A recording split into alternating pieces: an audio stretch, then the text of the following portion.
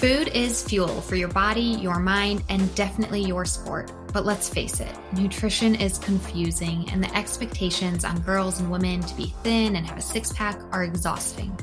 If you've ever been frustrated with your body, confused about nutrition, obsessed with eating healthy, or guilty when you don't, underate, overate, or overtrained, and overwhelmed with all the pressure, then this podcast is for you.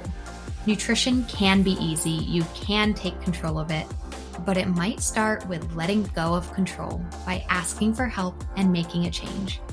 I'm Lindsay Elizabeth Cortez, sports dietitian and owner of Rise Up Nutrition, where I empower female athletes to overcome nutrition concerns and perform at their highest level, to stop being confused by all the mixed or harmful messages, and finally have confidence in your body as a fierce, fit, and fueled female athlete. Hey fans, welcome back to another episode of the Female Athlete Nutrition Podcast. I really hope you've been enjoying these so far. I know we're just in the beginning stages, but I do have some exciting news to stay tuned for. And that is that I'll be having some guests on the show coming up, bringing in some other people to share their expertise and different viewpoints about being a female athlete, working with female athletes, working in nutrition, supporting the nutrition needs of female athletes, all things female athlete nutrition. So if you've been enjoying these solo episodes of just me and my rants and my knowledge, I really hope that you will also enjoy these podcast episodes with some guests coming up. So I'm really excited. So stay tuned for that. But today we're going to continue with these rants and knowledge rants that I go on. I hope you guys do enjoy them. And this episode is a little funny, I guess, because it's just this memory I had. It popped into my head this week. I don't even know where this memory came from, but it was a memory of somebody I was speaking to, kind of just a really casual conversation about 2 years ago. It was my first time meeting this person, and she was actually working as an intern in a hospital. Quite frankly, I forget this woman. I've never encountered her again after this experience. But the point was, we were just greeting each other, and she said, "Hi, how are you? Who are you? What do you do?" And I said, I'm a dietitian. I help athletes overcome disordered eating and perform at their highest level. And her response to that was, people with eating disorders can't exercise. And I was really taken aback by this, the way she said it, so kind of in denial of what I do and what my job was. But at the same time, I respected her for saying that. She was coming from working in a hospital in a clinical setting where she had some experience with eating disorders, which are people who are not exercising and should not be exercising. And that could be really deeply intertwined with their eating disorder and with their health issues. And so I totally respected what she was saying. But, what I responded back to her was, well, yes, there's a spectrum of eating disorders and disordered eating. And even athletes, even people who are actively competing or who are not in a hospital setting might be struggling with some really severe and concerning issues, both mentally and physically. And that's kind of what I wanted to talk about today, and what some of those that spectrum might look like across the board of being an athlete. And more so, I wanted to tie this in with exercise specifically. If you are somebody who resonates with having disordered eating or eating disorder, basically, should you exercise or not? Or should you be stopping?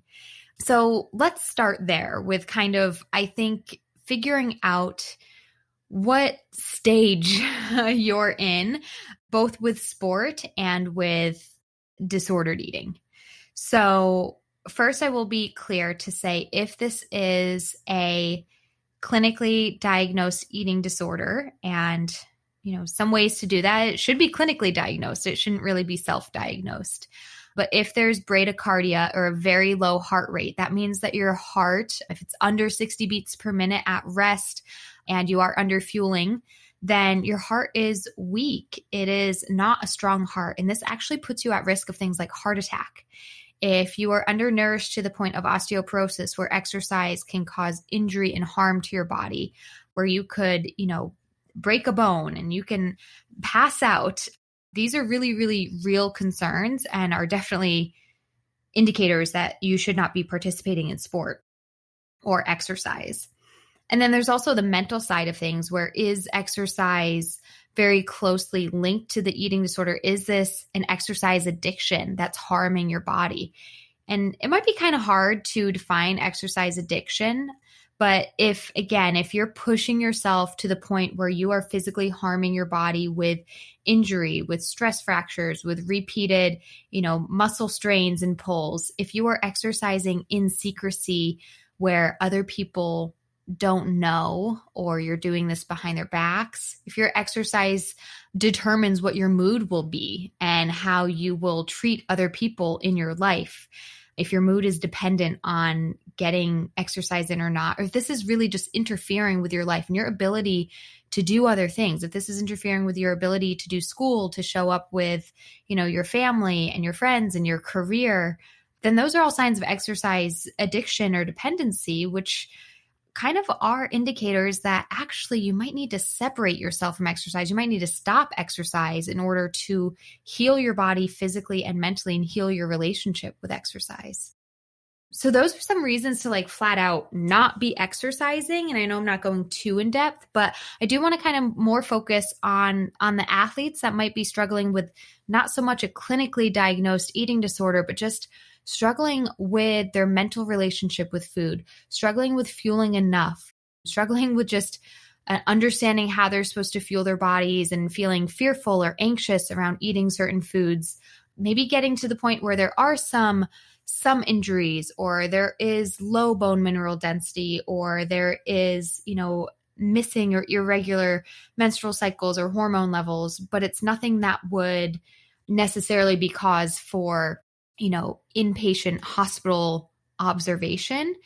That's where I think the majority of people really fall under. And that's why it's so important to talk about, should you exercise or not? Is this helping or hurting you? So with the clients that I work with, I kind of categorize them into 3 different groups of athletes. We've got our high school athlete, we've got our collegiate or professional athlete, and then we've got our recreational athlete.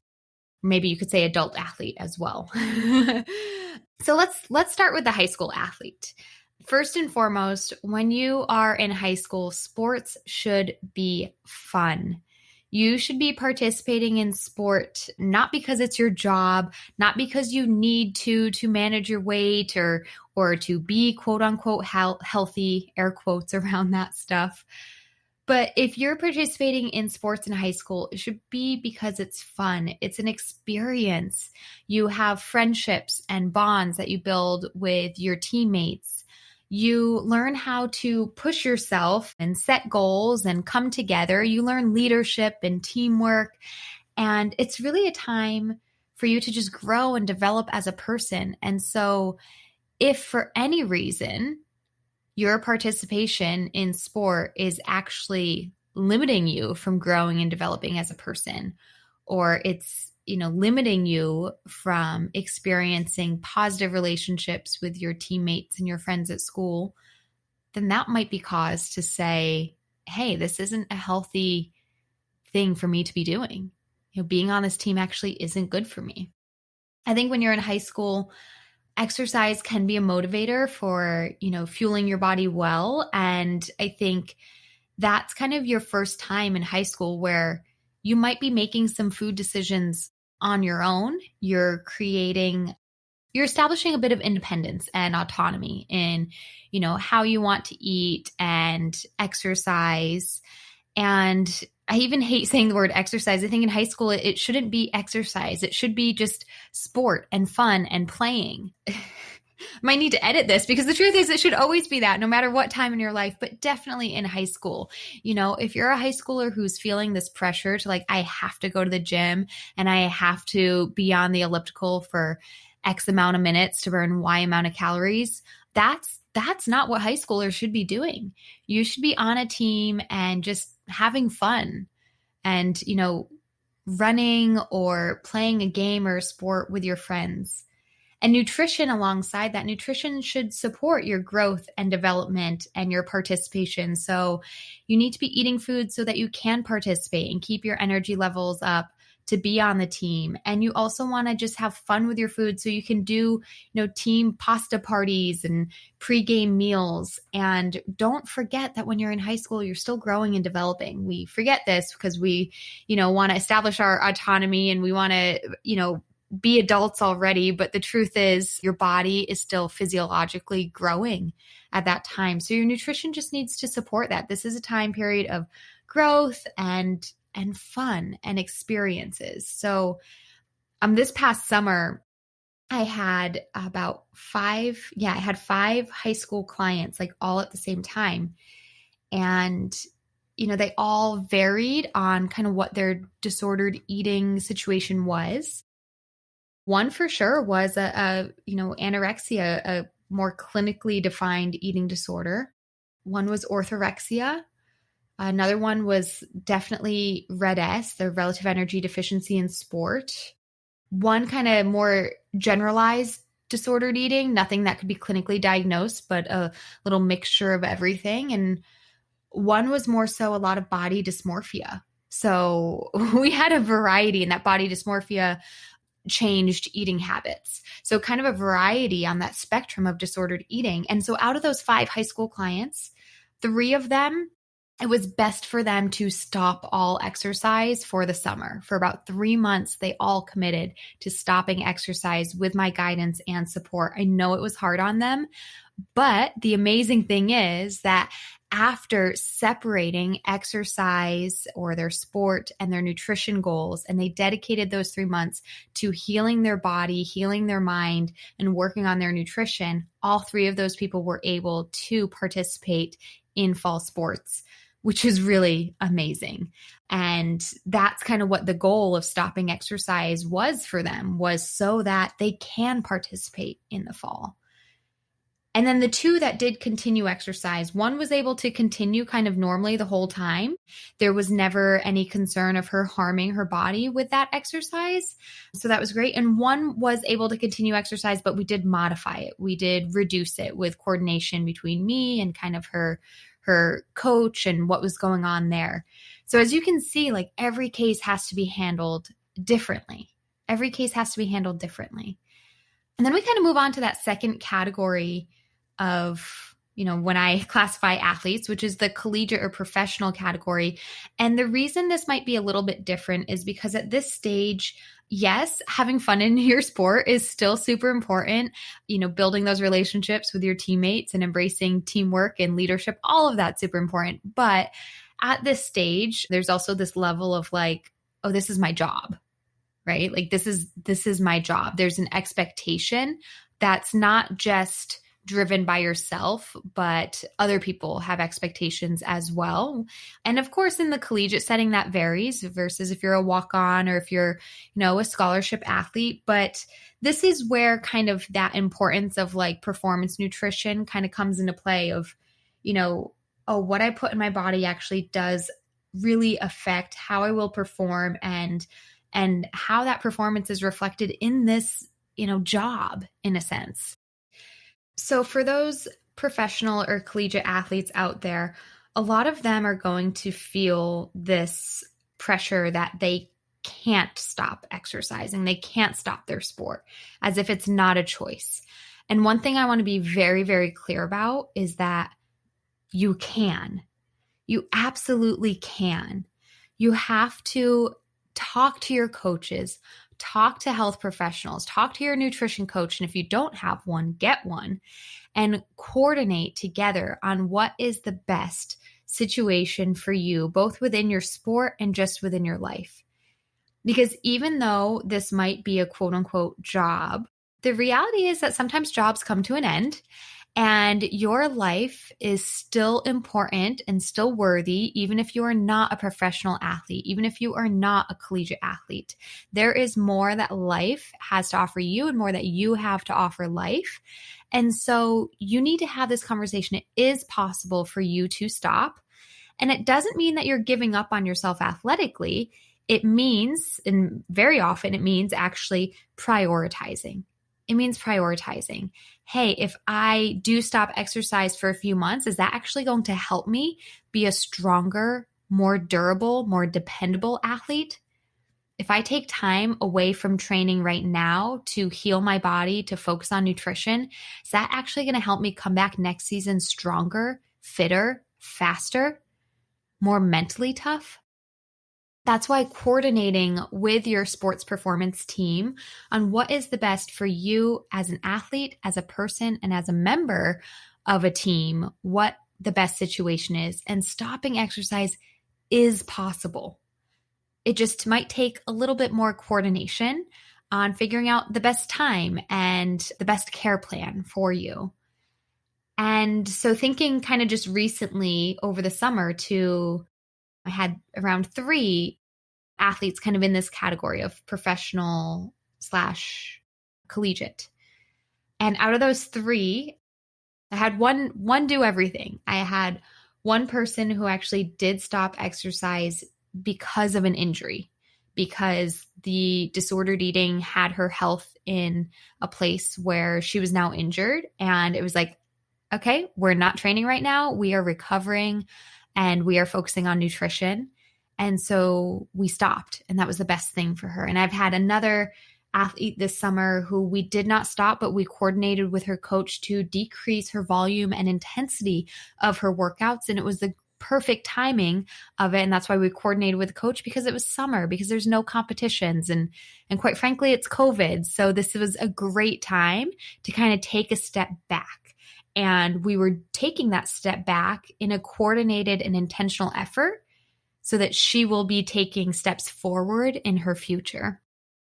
And then I had one other collegiate athlete this summer who was able to continue training as usual. I mean, I guess in one sense there was slightly different volume because, again, it wasn't competition season, but she was able to continue training as usual, and we could continue working on her nutrition goals, coordinating with her training and working together with that.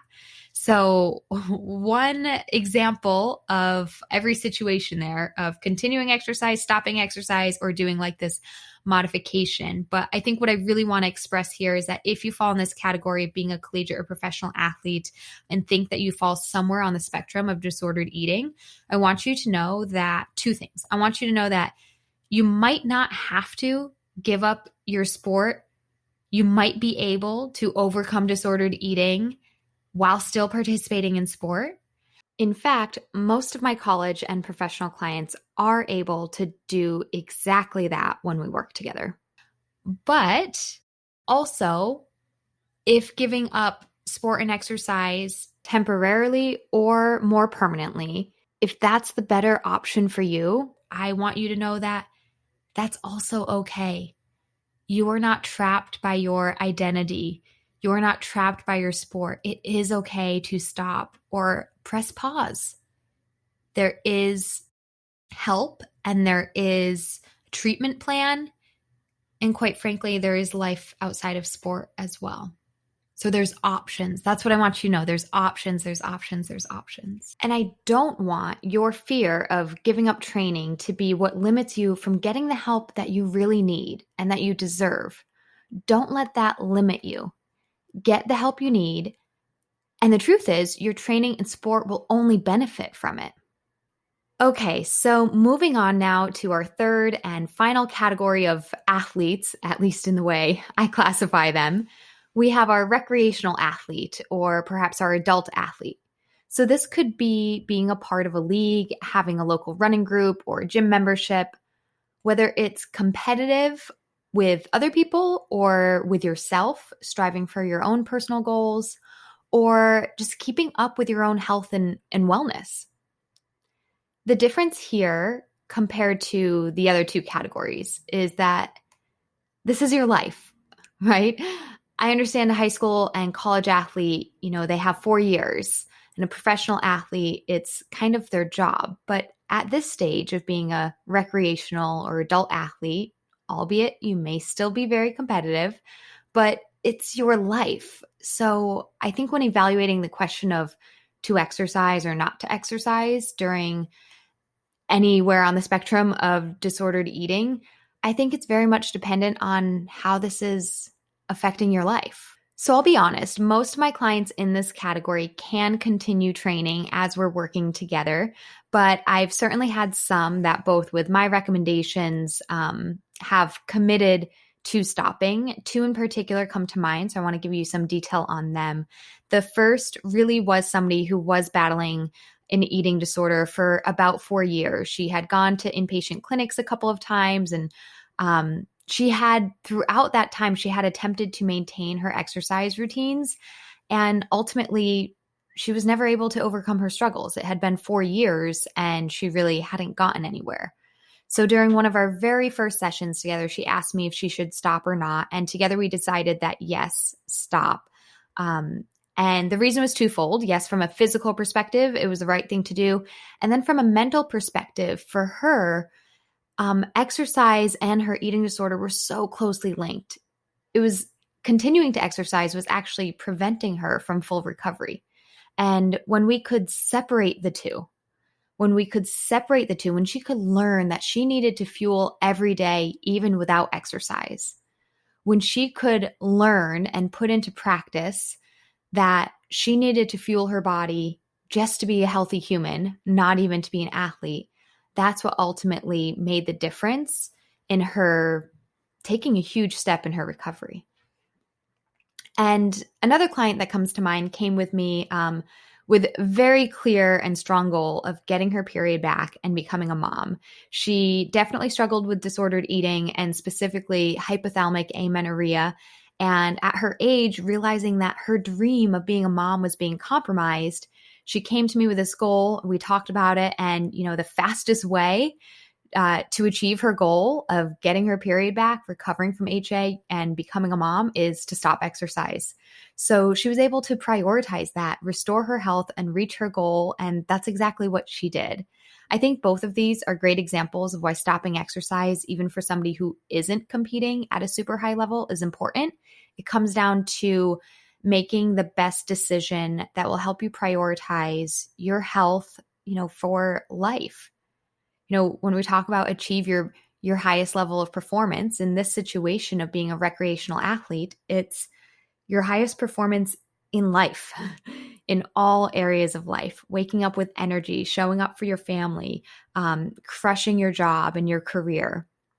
So in both of these clients, I think the cool thing about them too is that, once again, same thing as a professional athlete, you might stop exercise or put it on pause and then resume later stronger than ever.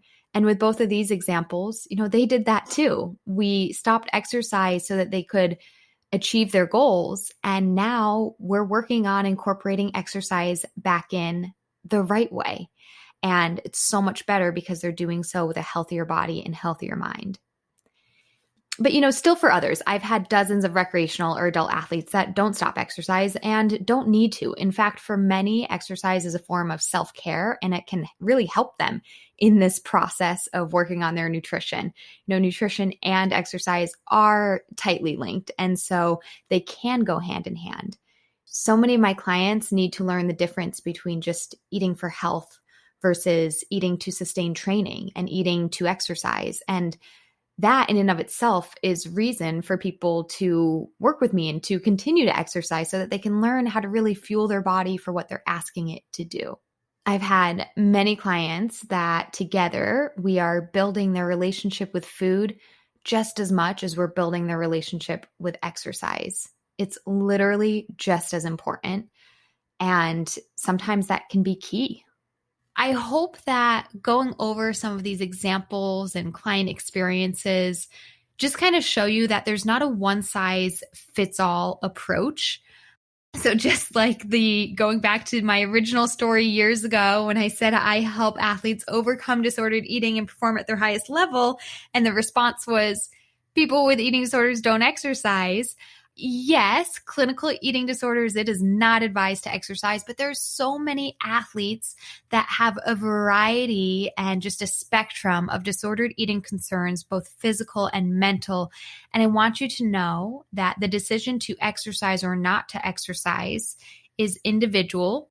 I do support not exercising in a variety of these situations when there is physical or clinical concerns of harming yourself or danger. But I just want you to know there's options. There's options. And I think this is the big stigma around athletes with eating disorders is they fear that if they come out about their nutrition struggles, then they'll be forced not to exercise. And that's why I want to say one more time, you have options. You have to prioritize what is best for you in the short term and long term.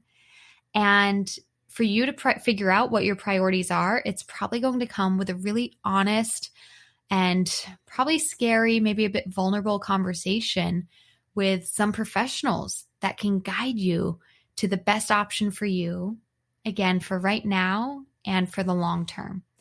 And I would be thrilled to have that conversation with you, to get more clarity around your personal situation and figure out exactly what it is you need to achieve all of your goals in health, in wellness, and in sport. So if you would like to take me up on that offer, just head to my website, www.riseupnutritionrun.com, and you can book a free clarity call with me, and we can get more understanding around exactly what it is you're struggling with, exactly where it is you want to be, and see if we can figure out the steps to get you there, including if you should exercise or not. So I look forward to having that phone call with you. Head to the website. The links will be in the show notes, and I'll talk to you soon.